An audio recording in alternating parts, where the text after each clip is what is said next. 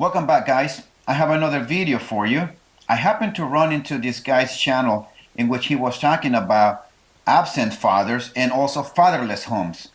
And he focuses on about 3 or 4 different subjects, but there was one particular point in the video that caught my attention, and that was the lack of participation of father in the kid's life. And I found it very interesting and very informative, so I decided that I want to share this with you guys. So let's go ahead and watch the video, and then I'm going to be giving you some of my takes and my opinions based on the information that he presented in his video. I'm out here, and the question I'll be asking is, what is your relationship like with your father? I'm more of a mama's boy for sure. She carries a lot of the emotional weight in my life. When I was born, he was still in World War II. Didn't come into my life till I was 3 or 4 years old. Worked 2 jobs. Didn't have much tolerance for kids. I talk to my dad almost twice a week, but I love my dad. He loves me.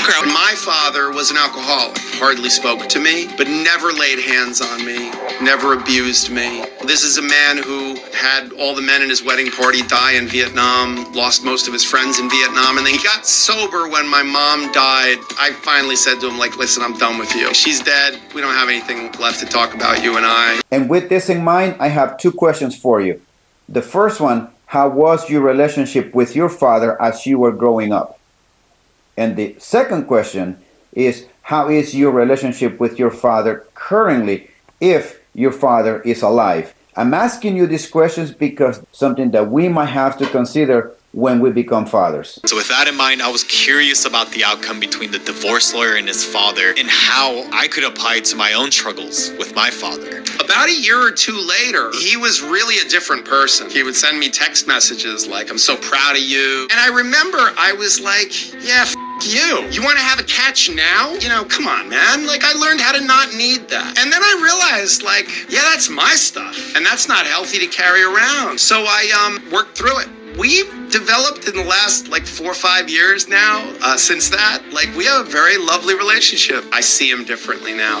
So if feeling unwanted is one cause for why people commit crime, having a present father can only help, especially when most crimes are committed by men. So I wanted to ask the streets on what value a father has. What do you think a father brings to the table that a mother doesn't? In other words, what can you learn from your father that you cannot learn from your mother? What are the things that your father can teach you?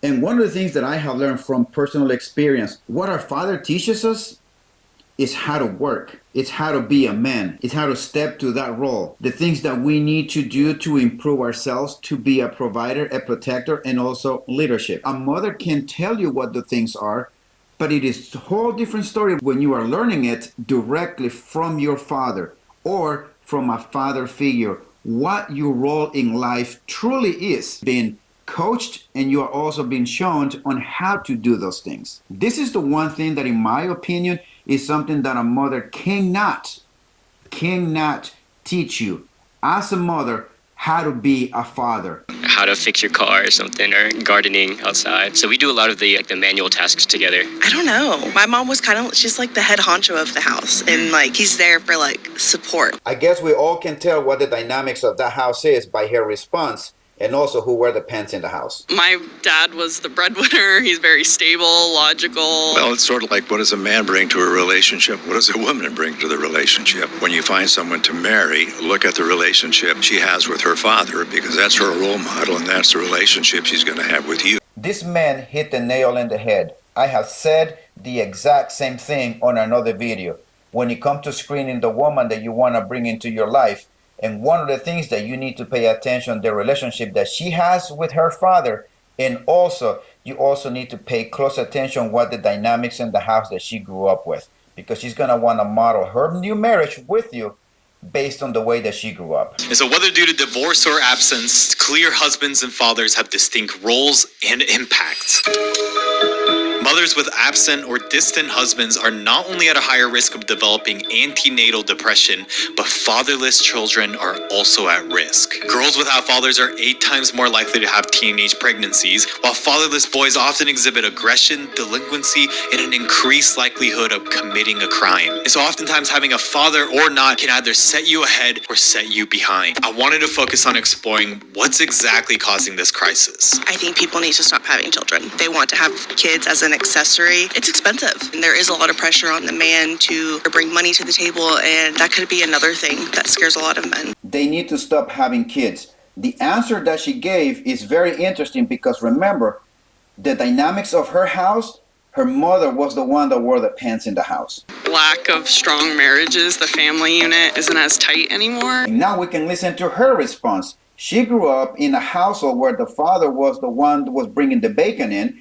Also, the marriage, based on what she said, the marriage between her mother and her father were stable. So the answer that she gave was very interesting. Her answer was more focused on lack of strong marriages, and the family unit is not as strong as before. Those are the little things that I pick from people when they give answers to some questions. And I also like to ask the dynamics on the household that they grew up. And there's a direct correlation between their responses and their thinking and their behavior is directly correlated with the way they were raised. Very interesting. I'm curious, what is something that you did as a father that your father didn't to your kids? We did everything with our kids. Because there really wasn't much I did with my father. And in fairness to him, he was a workaholic. How did fatherhood change you as a man? Took the focus off of me, realized that my kids were essentially everything. If the purpose of fatherhood is to make progress, it made me think, what role can I play in improving my father and I's relationship? Like, what steps can I take now to move towards a better future, especially when I'm a dad myself? How can I overcome my own struggles with my own father?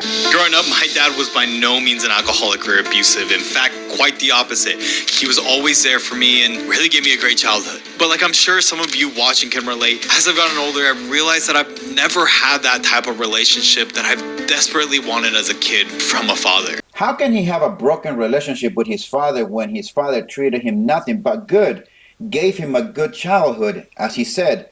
And I have the answer to his question. And his problem is a problem that many of us faced in our lives. I call it lack of trust or emotional connection, but at a certain period, it's gotten to a point where I've developed resentment, where even a simple phone call from him was stressful.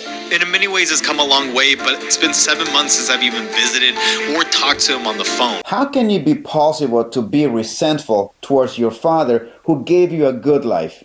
How can that disconnect happen? I hope now that when my own sons, if they become fathers someday, that they will move the ball a little further. Maybe they won't be workaholics like I was. It's never too late to, I think, become a better father or a better son. And I think there's real value in it. Because if the goal of fatherhood is to continue moving things along, then what the hell was I doing as a son to make that happen? Because things will always get busier and busier. But if we're too busy to even talk to the person who's raised us since I've had in my diapers, what kind of father am I going to be when I have kids? I'm really glad that this young man was able to recognize that he also had a part to play in the problem, in the broken relationship that he had with his father. And to answer the question, how is it that his father was able to provide everything for him, gave him a good childhood, and yet he developed this problem?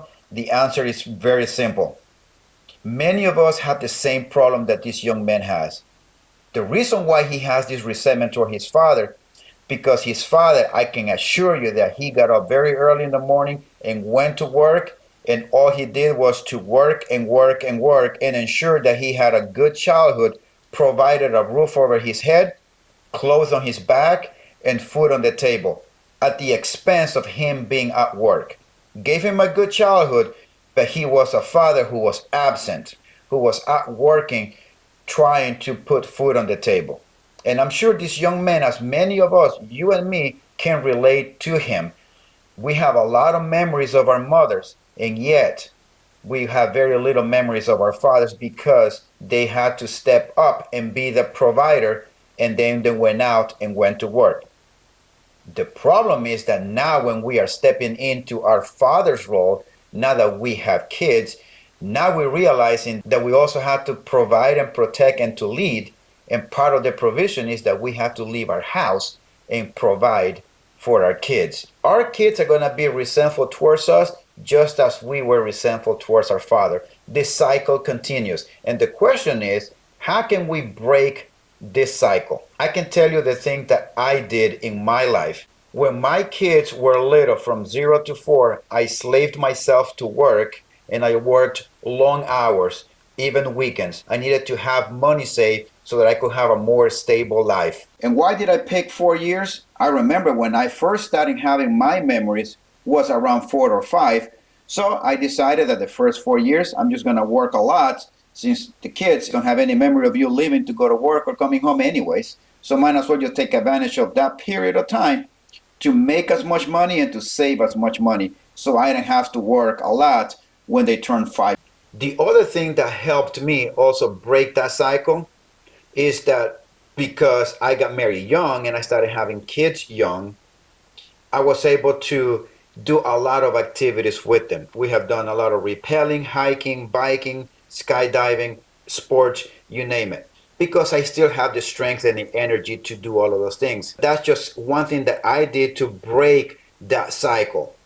To avoid my kids developing that resentment, I wanted to be more involved in my kids' life and not just being present, but also be active with them in their life, because kids require a lot of time. You cannot just buy your kids happiness by giving them gifts. Kids develop connection with you by you spending time with them, not by giving them toys and giving them gifts. As Gen said in his video, that he had this resentment toward his father, and yet he gave him a very good life and a very good childhood. And I'm going to ask you guys, as a father, if you have a poor relationship with your dad because he was working too much and you have that resentment towards him, I would ask you to please reach out to him, talk with him, try to repair whatever issues, whatever problems you guys had. Just like the lawyer with his alcoholic father, he gave him a shot. Just like Gen in his video, he's trying to give his father a shot. Give your father a shot. Work out your relationship with your fathers, because one day you guys, those of you who are not fathers, will step up to the plate of being a father. And hopefully you guys don't make those mistakes. Try to be always active in your kids' life. Be present in your kids' lives. Participate in their activities. Give them your time, quality time, and be more involved in your kid's life than your father was in yours. You were once a child, and remember the things that you really wanted from your dad as a child. I hope that this video has become a benefit to you guys as it was a benefit to me. I'm going to leave the link of Gen's video in the descriptions. If you guys want to go see the full video, by all means do it. It is very good video, by the way. So I hope I've given you something for you to think about. Some things that you might want to ponder, changes that you might need to do, relationships that need to be repaired. Be patient with your fathers, and those of you who are fathers, be patient with your kids. And I want to thank each and every one of you guys for your support. And I'm going to ask you guys to please work on your relationship with your fathers. I need you guys to take care of yourself, build yourself up physically, financially. Always watch your six, and I'll see you next time.